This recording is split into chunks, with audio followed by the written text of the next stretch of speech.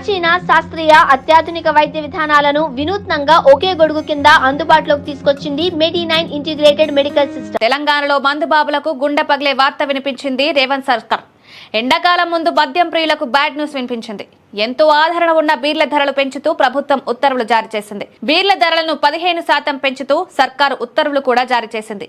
అయితే king fissure Beerla సరఫరాను ఆపేస్తూ United beverages తీసుకున్న నిర్ణయంతో బీర్ల ధరల పెంపుపై ఓ కమిటీని ఏర్పాటు చేసిన విషయం తెలిసిందే. కాగా రిటైర్డ్ జడ్జి జైస్వాల్ నేతృత్వంలో ఏర్పాటు చేసిన మద్యం ధరల నిర్ణయ కమిటీ బీర్ల సరఫరాదారులకు 15% ధరల పెంపును సిఫారసు చేసింది.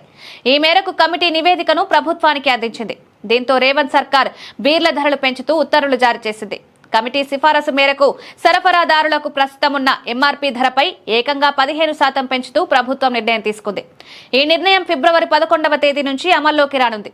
ఫిబ్రవరి 11 నుంచే పెరిగిన ధరలకే బీర్లు అమ్మనున్నారు.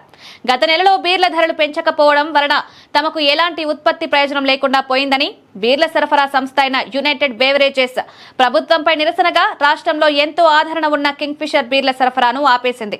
దీంతో మద్యం ప్రియుల నుంచి ఆందోళన వ్యక్తమవడంతో పాటు ప్రభుత్వం కూడా రాబడి విషయాన్ని దృష్టిలో పెట్టుకుని దీనిపై ఓ నిర్ణయానికి వచ్చింది. బీర్ల ధరలు ఎంత మేరకు పెంచవచ్చనేది నిర్ణయించేందుకు రిటైర్డ్ జడ్జి జైస్వాల్ ఆధ్వర్యంలో ధరల నిర్ణయ కమిటీని వేసింది.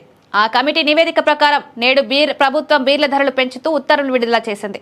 పక్క తెలుగు రాష్ట్రమైన ఏపీలో కూడా లిక్కర్ ధరలు 15% పెంచుతూ కూటమి ప్రభుత్వం ఉత్తర్వులు జారీ చేయడం గమనార్హం.